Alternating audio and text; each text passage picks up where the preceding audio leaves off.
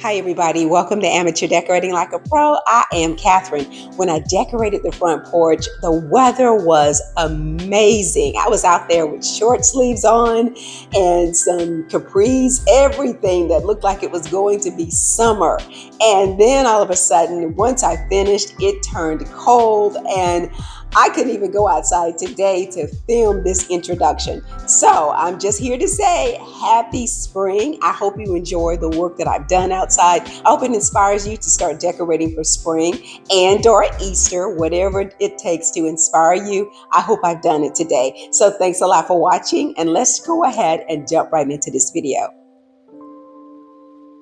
All right, let's talk curb appeal. And here's exactly what I did. I added some bark to some empty spaces that had popped up during the winter season.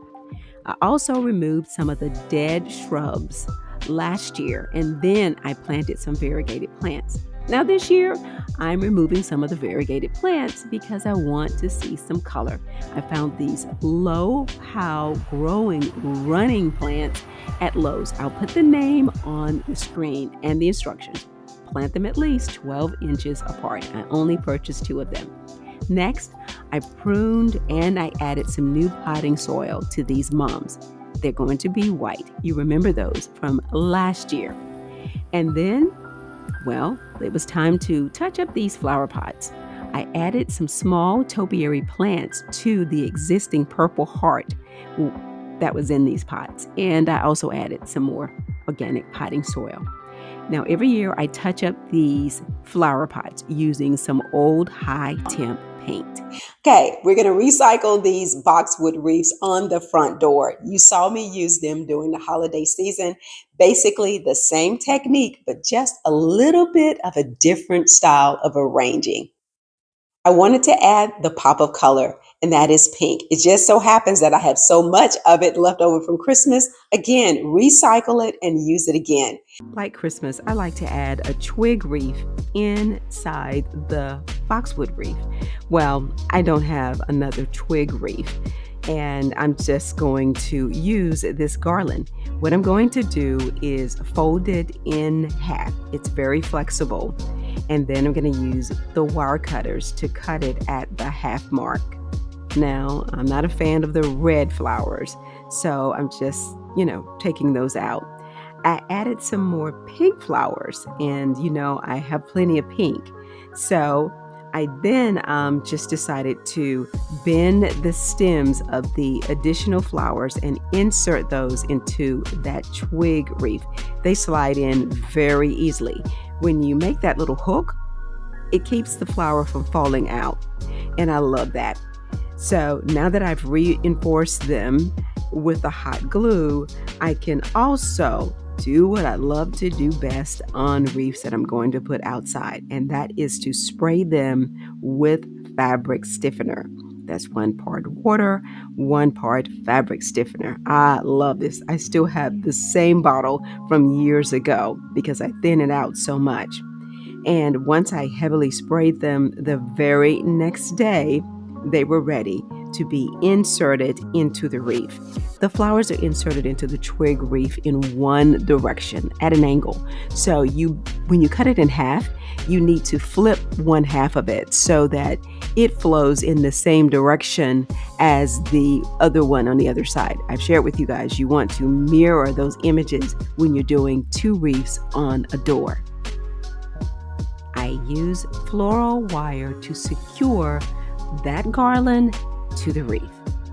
Just 3 or 4 pieces. You don't really need to do a whole lot of twisting, just a couple of pieces of floral wire, and you're done with your wreath. Love this. Not only do we love the wreaths, but the next day there were 2 birds' nests in the wreaths. Yeah, 1 in each one of them. You see that? So yeah, the birds love the wreaths as well. I guess they just look too real. The basket on the table is, once again, something that I used for Christmas. Same foam, same everything. So why not recycle it? It's going to be outside and let it just do some work one more time around.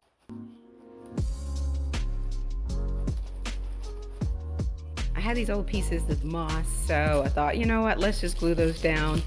And they're all little bitty pieces, so there's another little piece right there. Okay, so I ended up, guys, shoving in this little pick, recycling from Christmas.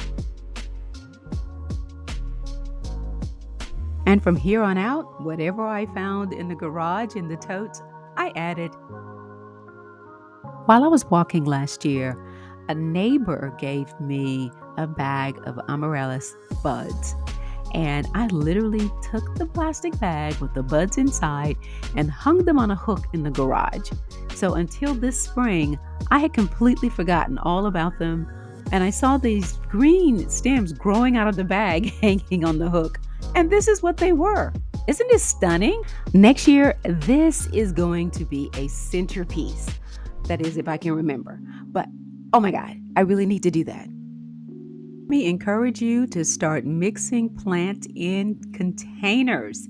You will love it, love it, love it like I do. And that includes real and faux plants. Now, all there's left to do on this one is to add some additional plants. Yes, they're going to be faux. And then I'm going to add some rock pebbles on top of the soil to keep down the dust.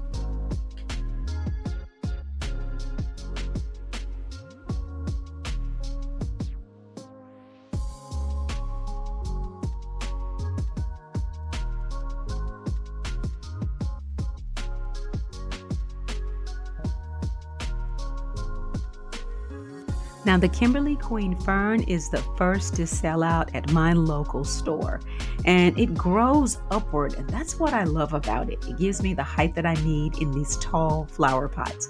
Now, I am not sure what this small plant is, but I really like the way the leaves look. So, now for the pop of color, here is what I did. I added one of these plants, one of these flowers, shall I say, to each of the pots in the center of the fern. And listen, it was just the cherry on the top that I needed to connect the wreaths on the door to the plants. Perfect. Absolutely love this.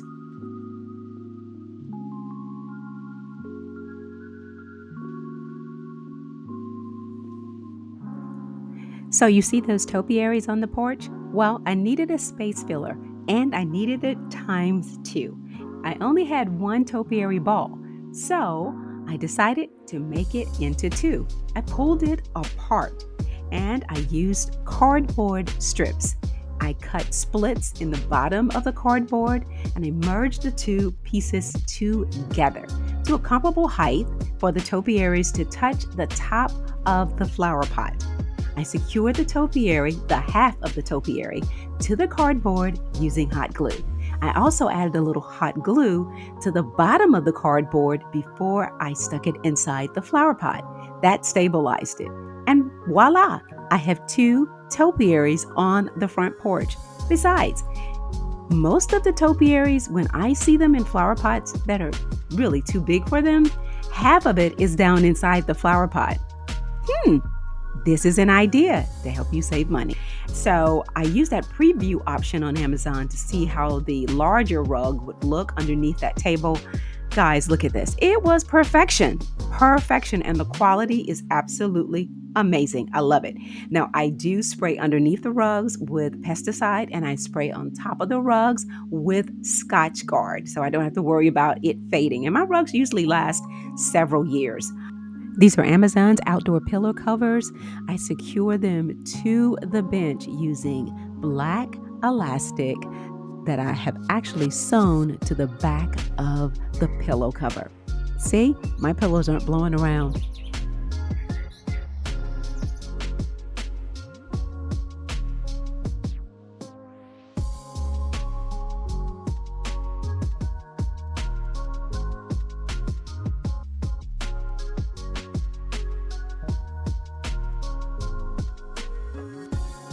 Now, if I can find some fabric at $1 or a yard or something like that, I'm going to make a seat cushion cover for that chair. If you're not a subscriber, I hope you'll consider doing so today. Remember to like, comment, and share. Thanks for keeping me afloat here on YouTube. I truly appreciate it. Thanks a lot for watching. And as always, stay in prayer and stay creative.